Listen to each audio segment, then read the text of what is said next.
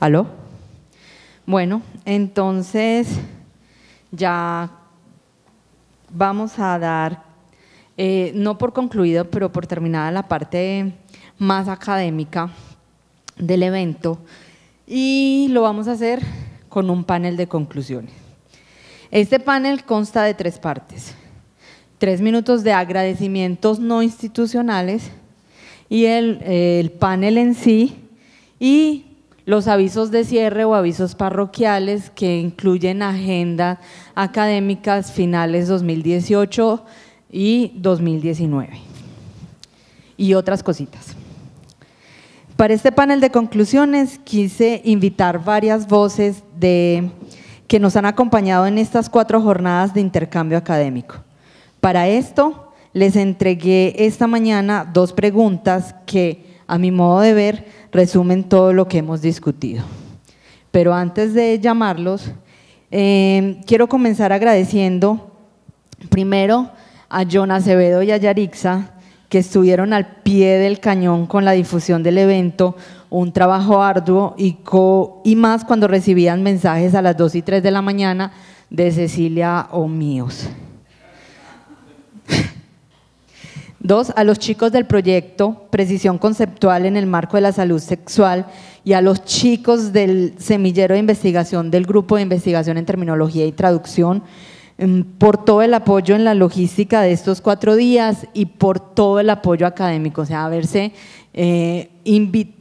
recibido la invitación y haber dicho sí a la invitación de presentar ha sido muy valioso para nosotros. A la profesora Cecilia, por seguir luchando contra viento y marea de que haya estos espacios de intercambio académico, y finalmente, pero no los últimos, a todos y cada uno de los que apostaron por este evento y vinieron a compartir con nosotros. Ahora sí, voy a llamar a la mesa, por favor, a Adriana, ya viene, listo, a Jorge Iván Jaramillo, Sergio Álvarez, César Correa, y la profesora Cecilia va a leer unas cositas. Por favor, a la mesa.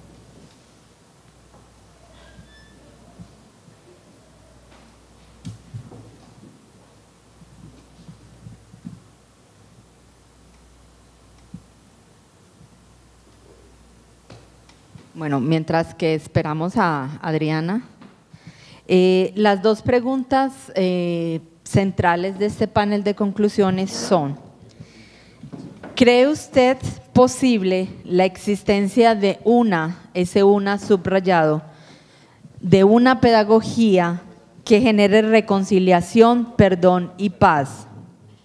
La segunda, ¿cuál es su propuesta de pedagogía o pedagogías de la armonización? Entonces, bueno, esperemos, Adriana, ¿cómo hacemos? Esperemos, es que puede ser pipí. De todos modos, les pedimos al público también que vayan pensando sobre estas 2, porque el cierre de conclusiones lo hacemos todos. Entonces voy dando los avisos parroquiales desde ya. Sí. Listo, avisos parroquiales.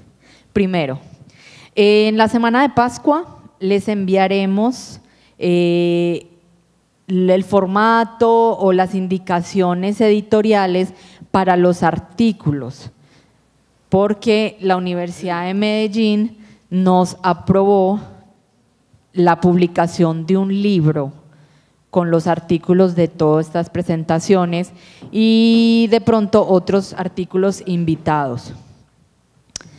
Eso ya en la semana de Pascua les estaremos diciendo cómo es el formato, y van a tener, a partir de que reciban esa información, un mes para enviar el artículo. Nosotros les enviamos todo eso.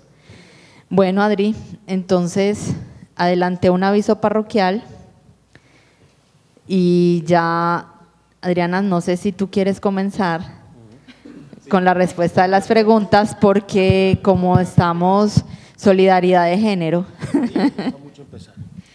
A mí no me gusta el término solidaridad de género.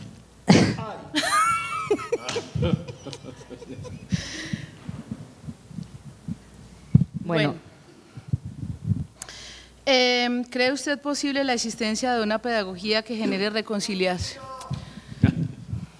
Es que no tengo mucha experiencia en hablar por micrófono.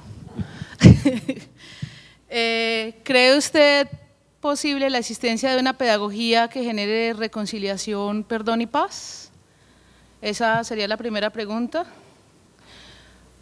Adriana, ¿se responde una por una o es que tengo dos? Empieza por la que tú quieras, cualquiera de las dos, la que tú consideres o la responde las dos. En este panel somos bastante armonizados y democráticos. Me parece como mejor dialogadito, ¿no? Ay, no, yo me siento como respondiendo un examen. Me parece como más chévere dialogadito, ¿no?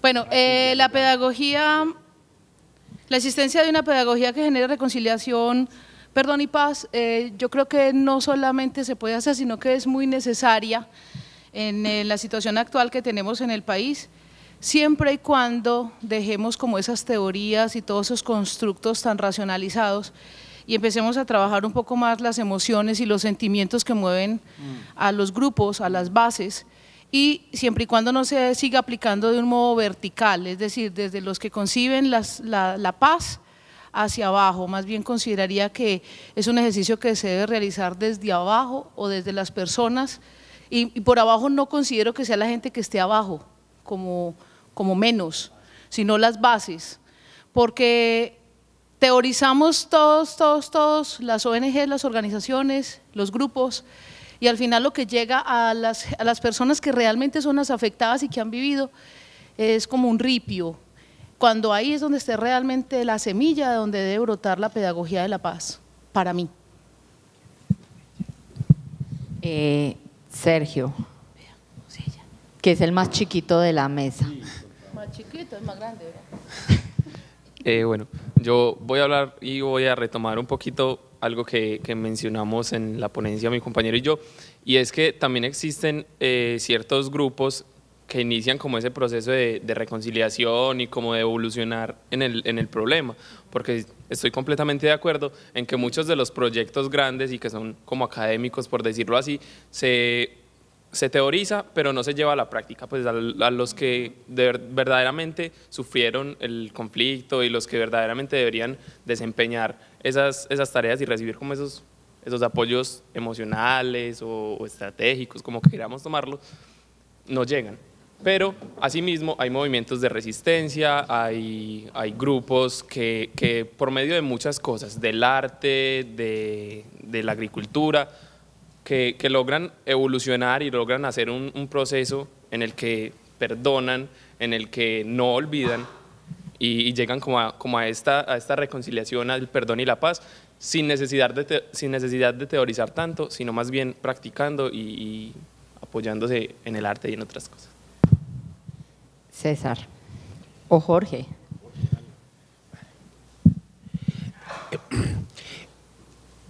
Cuando Adriana nos planteaba la pregunta, yo lo que empecé a hacer fue un pequeño ejercicio de qué es lo que hay y qué es lo que tenemos en cuanto a lo que se propone de pedagogía para reconciliación, perdón, paz. Y voy a hablar de dos ejercicios que conozco de cerca y en los cuales tuve la oportunidad de trabajar en Bogotá. Una maestría para la paz, pensando el tema de la paz, y un programa de comunicación social para la paz. Exacto. Bueno, y luego, cuando empieza todo esto de la negociación, empieza toda una eclosión de diplomados, cursos y demás, y talleres, pensando todo este tema de la paz. Pero estas dos propuestas que las conocí de cerca, y en una trabajé 7 años, terminaron en caer en una vaina instrumental muy fuerte. Porque es que proponen unos estudios de maestría social para la paz, comunicación social para la paz, y parte de no las necesidades de las bases, como lo acaba de decir Adriana, sino desde una necesidad de las instituciones y los académicos. Entonces las propuestas son un currículo, unos currículos herméticos, unos currículos que no transitan ni pasan por el cuerpo de los sujetos históricos, sino que pasa por unas propuestas institucionales que son válidas también, pero cómo eso se va a operacionalizar allá abajo, eso cómo lo vamos a poner en juego. Entonces es muy difícil porque claro, nace desde unas intenciones que son unas intenciones sanas y unas buenas propuestas, pero luego se va, con el tiempo se le va perdiendo el objetivo a todo esto, y lo que encuentro al final, hasta el año pasado que estuve vinculado con estos programas, es un desgaste, y a la hora de jugar un papel muy importante, por ejemplo, hablo de un programa que lleva 20 años pensando la comunicación social para la paz, y a la hora de la negociación, a la hora de todo esto, nunca se supo ese programa cómo respondió ante este reto. Y a la hora de pensar, por ejemplo, la Mesa de La Habana, uno diría, ahí la comunicación juega un papel muy importante. Y estos programas que tienen este apellido no entraron en juego. Entonces ahí es donde uno termina diciendo cuál es el papel y realmente cuáles son los educandos que están egresando de este tipo de programas. Entonces, creo que ahí esas propuestas curriculares tendrían que partir desde otro lugar y no desde el lugar que están partiendo. Alejandra, abejita, muy… Pues esta abeja entró quedando porque yo venía a leer las respuestas de Juan Carlos, que se tuvo que ir, y me piden que dé las mías propias. ¿Es posible la existencia de una pedagogía que genere reconciliación, perdón y paz? Sí es posible, desde que esos docentes amplíen su papel de transmisores del conocimiento y le metan a esto la emoción. Es que sin emoción es imposible vivir. Todo tiene que ser atravesado por las emociones y también obviamente por un buen manejo de esas emociones. Entonces desde niños, desde chiquitos, hablándoles en ese lenguaje común y natural como el que hablábamos inicialmente, pues o lo que quise dar a entender también en mi ponencia, utilizando un lenguaje sencillo, común y donde se incluya siempre al otro, una mirada muy desde el amor, desde la aceptación. Entonces esa es como mi propuesta.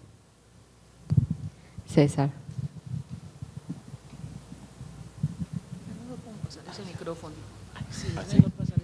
Mejor el micrófono.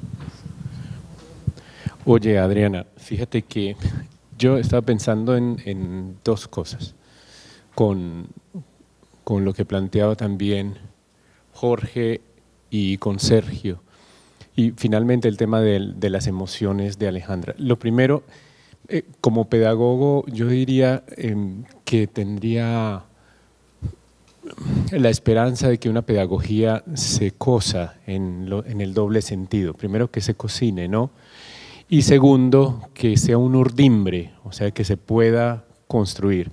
Por lo tanto, yo no pretendería tanto hacia una pedagogía, sino a didácticas de la justicia. Este esfuerzo del giro pedagógico sobre la temática de la imaginación pedagógica, la intención y la intuición pedagógica, lo primero pasa por la intuición, por esas emociones. Entonces yo diría, planteo por ejemplo un trabajo desde la hermenéutica fenomenológica de Ricoeur, pero tropicalizado, en el sentido de una hermenéutica de la escucha, porque es que la hermenéutica no quiere subjetivar ni objetivar la realidad, sino escucharla para después dotarla de sentido, en fin, pero ese sentido no pasa por la objetivación ni la subjetivación de la realidad.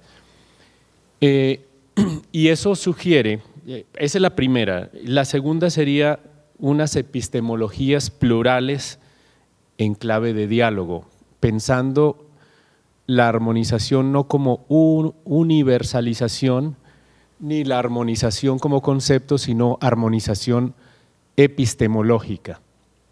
Eso nos quitaría muchos asuntos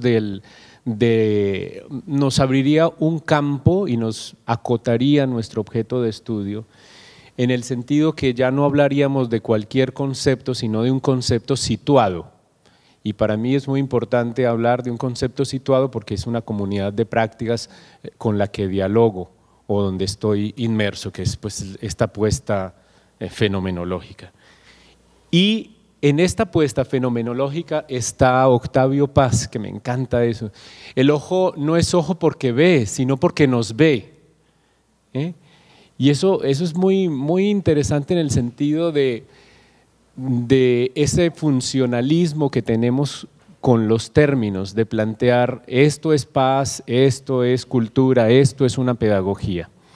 Entonces me parece que hablar de pedagogías, yo sería prudente de hablar de pedagogía, sería más medieval en el sentido de construir un instrumento para después darle un uso y no al contrario, no hacer grandes elucubraciones para buscar instrumentos. Me parece que esa es una pedagogía instrumental.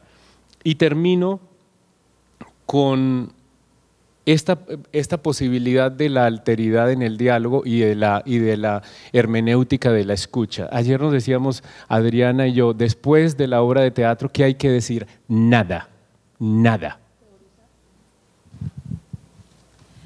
Yo agregaría algo acá, y es el ejercicio que hizo uno de los ponentes que estuvo acá, el profesor del INEM, que creo que lo vi, sí está allá, el profesor del INEM, y es un ejercicio muy interesante porque tiene que ver precisamente con esa alteridad. ¿Quién es el otro con el que yo estoy trabajando? Y esto no solamente se maneja desde las aulas de clase, también se maneja en las juntas de acción comunal, en los colectivos, o sea, tenemos también que descentralizar ese término pedagogía única y exclusivamente centrado al aula de clase. Porque lo que nosotros en este momento tenemos que hacer es también volvernos multiplicadores de paz. Es decir, cuando yo trabajo con la Junta de Acción Comunal, con el grupo de indígenas, con el grupo de campesinos, ahí también hay unas pedagogías que se están aplicando, si quieres unas didácticas. Y eso es muy válido, ese ejercicio, no únicamente reducido al salón de clase, a la universidad, a la institución, porque también la escuela es eso otro que está afuera y es eso que lo necesitamos.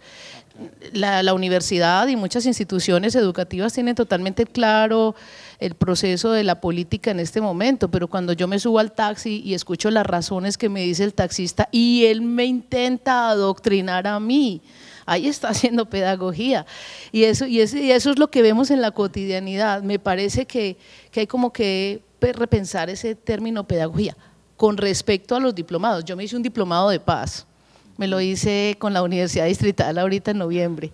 Eso era un ejercicio muy chistoso, la verdad, porque eran unas plataformas virtuales mal manejadas, con unos textos tirados en desorden, y lo que le importaba era que la gente hiciera unos ejercicios y tirara de nuevo una evaluación eminentemente escolástica, que la gente tirara de nuevo sin cero reflexión lo que había en los textos. Eso así no se hace, eso así no sirve, eso no tiene sentido. Yo quiero decir algo también. Yo quiero traer a colación la insistencia que hace Teresita sobre el término de los estados de paz, que a mí me parece muy, muy importante. Los estados de paz como estados fenomenológicos, filosóficos. Claro, el asunto de llegar a los acuerdos tiene que ser por la vía de pequeños consensos, ¿no? Y no de grandes consensos. Por eso el asunto de una didáctica de la justicia empieza por unos acuerdos en los desacuerdos. Yo pienso que eso es muy, muy importante, porque yo tengo claro que las personas pueden ser críticas de su mundo de la vida, como tú lo planteabas. Es decir, no sé si tengas que decir, porque también te invito al diálogo, porque es muy, muy interesante el que uno no parta de consensos universales. Entendemos por pedagogía esto y entonces ya arrancamos con la didáctica. Yo pienso que hay que revisar desde las didácticas y esto creo que uno de los ejercicios más importantes que hacen varias universidades son el asunto de los conversatorios. Los conversatorios, o sea, hemos perdido como el valor de la palabra, de la conversación, etcétera, o hemos conversado también en lo banal, sí, en las conversaciones de lo banal que nos llevan. ¿Quién le da el micrófono, por favor? De lo políticamente correcto, sí. Dice ella.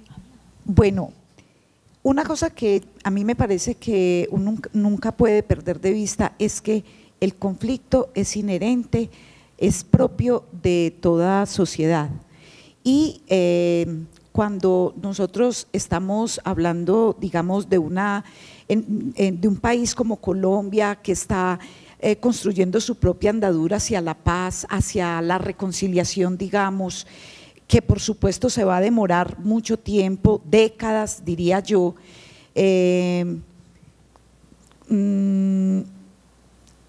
Voy a hacer aquí una digresión que se va a demorar décadas y que me preocupa pensar quiénes son quiénes somos los que estamos formando a esas generaciones que van a construir esa sociedad de paz, ese proceso de paz. Bueno, y que digamos tendríamos que empezar nosotros mismos por repensarnos en lo que estamos, como estamos asumiendo este proceso, pues para poder formar estos jóvenes. Entonces, como hemos sido una sociedad que ha vivido durante décadas en el conflicto, ha vivido durante décadas en la discordia, también existe el riesgo de que caigamos en el otro extremo, que es construir comunidades políticamente correctas, con discursos políticamente correctos, porque se trata de no incomodar al otro, se trata de caerle bien al otro, se trata de estar bien, no importa que eso raye con lo que queremos, sino es cómo hacemos, es decir, yo no sé si es tratar de pensar en una comunidad como en un mundo irenista donde el conflicto no existe, y eso tampoco me parece sano. Lo que considero yo que hay que hacer es reconocer que el conflicto es inherente a una sociedad y que lo que necesitamos es aprender a intercambiar discursos y argumentos en lugar de balas, que es lo que se ha hecho históricamente en este país. O sea que esa sería tu propuesta pedagógica de la armonización. ¿Ustedes? Que Teresita, esa sería su propuesta pedagógica de la armonización. Sí y no, Adriana. Sergio. Volvemos al problema de la señora que expuso inicialmente hoy en la mañana. La argumentación, o sea, ¿qué entiende la gente por argumentación? Es que muchas veces la gente entiende por argumentación contraatacar la idea del otro, ¿cierto?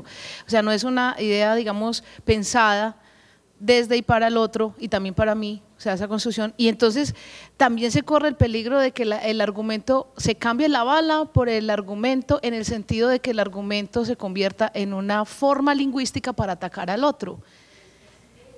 Pero no atacarlo en el sentido de desmembrar al otro con la palabra, porque la palabra a veces, Teresa, mal manejada es peor que una bala. Sí, o sea, yo sé que con el discurso, yo sé que con las palabras se puede eliminar, aniquilar al otro simbólicamente, eso es cierto, pero pues yo aquí no hablaría, digamos, como de, por eso me parece tan delicado pensar en esas comunidades de consensos, claro, sino de pequeños consensos, sí, en que nos encontramos, porque si nosotros vemos, digamos, cómo se desarrolla, cómo se está pensando el conflicto y en los medios de comunicación, el postconflicto, si no digamos el conflicto, cómo se está pensando el postconflicto en los medios de comunicación, y cómo se está pensando desde los grupos, desde los diferentes grupos políticos que son supuestamente los que están marcando los referentes para pensar este país.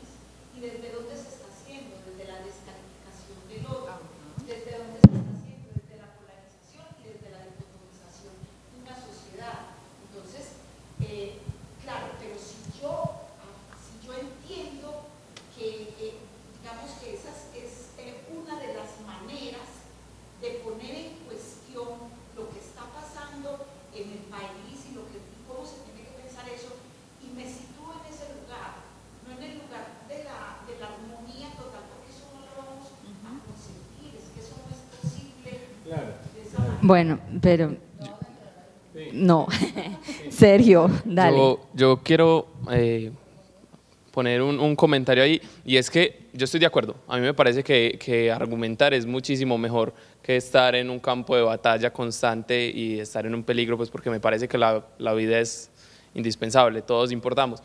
Pero llegamos a un problema, y es que existe un fanatismo, como yo lo mencionaba en la ponencia, un fanatismo endogrupal, y es que a veces los argumentos, y como nosotros en la cultura colombiana solemos no respetarnos, solemos pensar que si otro tiene una opinión diferente a la mía, entonces es un enemigo y lo vamos a calificar como alguien que está contrario a mí. Entonces tendemos a que los argumentos se basan en que, es que así me gusta a mí y ya está. Entonces ahí se cierra el diálogo, no lo vemos como una solución porque no hay un argumento, no hay como una fundamentación de las creencias. Bueno, ¿quién quiere? Alejandra y Jorge y César y Adriana, pero ya no sé, ya tenemos, o sea, que ir cerrando. Vale, yo estaba pensando en la propuesta de la pedagogía de la argumentación. Entonces lo primero es, y estoy pensando en el maestro Hugo Semmelmann, y luego todo lo que retoma Estela Quintar, de todo lo de las pedagogías no parametrales y todo lo de la didactobiografía y todos estos trabajos donde la propuesta inicial es desaprender para aprender. Y me parece que lo primero es, claro, nosotros construimos la exégesis de los términos, conceptos, categorías, y en este caso pensamos ese término pedagogía, pero siempre lo seguimos poniendo en el mismo lugar. Entonces aquí sería lo que vos decías ahorita, pensando en didácticas, pensando en la construcción desde otro lugar del conocimiento, o sea, y cómo gestionamos el conocimiento, pero desde otros lugares. Creo que si partimos nosotros y pensamos también en este concepto cerrado que es currículo, pero bueno, vamos a construir currículos flexibles, pero desde otros lugares, y desde el conocimiento y gestionando el conocimiento desde donde se da y desde donde se significa y desde donde se construye. Me parece que la propuesta mía vendría muy desde la mano del mismo Semmelmann, ¿no? Sí, sí. Y es que recogiendo lo que todos dicen también es, y hablando de esos pequeños grupos y esas pequeñas comunidades y lo que nos presentaba nuestro ponente anterior, tenemos que bajar ese nivel de la palabra para que el otro también desde su conocimiento pequeño, chiquito o de su mundo, también pueda argumentar. Bueno. Una última cosita y ya, chiquita. Dale. A mí me parece importante lo que plantea Jorge Iván, en el tema de los pluralismos epistémicos. Eso es fundamental para construir las didácticas, por ejemplo, para hablar de reconciliación, etc.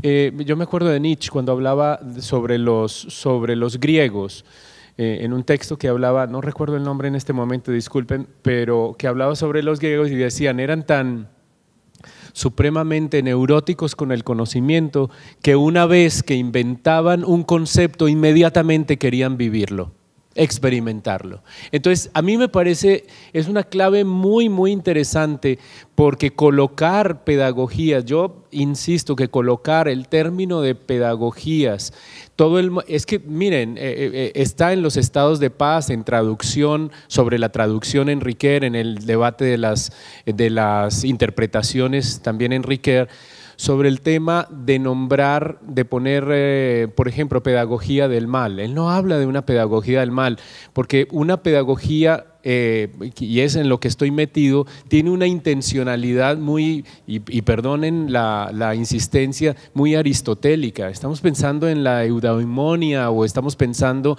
en la vida digna, en el tema de la vida digna.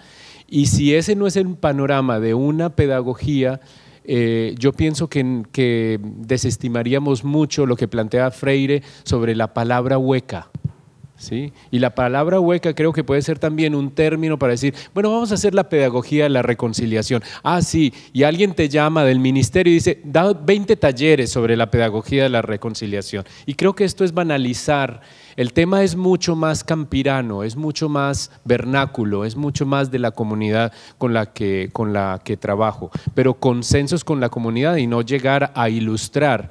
Por eso me parece que hay una agenda pendiente en la normalización y en la armonización, epistemológica, que es el tema de la literacidad que se tocó apenas con algunas ideas de Kazan y con algunas alusiones por ahí. Pero es una agenda, creo que es pendiente. Yo voy a Adri, tener que dos interrumpir segunditos, Adri. porque es que ya tenemos que llamar al grupo de danza porque ya nos van a cerrar el auditorio. Cosas de logística que se nos salen de las manos. Pero la reflexión queda muy abierta. Sé que hay, o sea, repensar y repensar esto, pero entonces como parte de los avisos parroquiales tenemos en noviembre el Congreso de la Claxo en Argentina, que ya les estaremos enviando la información a ver si vamos a participar, en grupo o no, y queda para el próximo año la 6ª versión de este evento. Inicialmente va a ser en Cuba. Si por alguna razón no lo podemos hacer en Cuba, ya la Universidad de Medellín nos dio la confirmación de que lo haríamos en la Universidad de Medellín. Y en el marco de la Feria del Libro de Guadalajara en 2019, que es por los lados de noviembre, si no me equivoco, la última de noviembre, estaríamos con el profesor César organizando otro evento, pero ya les pasaríamos la información. Muchísimas gracias a todos, y voy a llamar por favor a la licenciada Rosa Cruz Valencia Serna para que nos va a presentar el grupo de danza.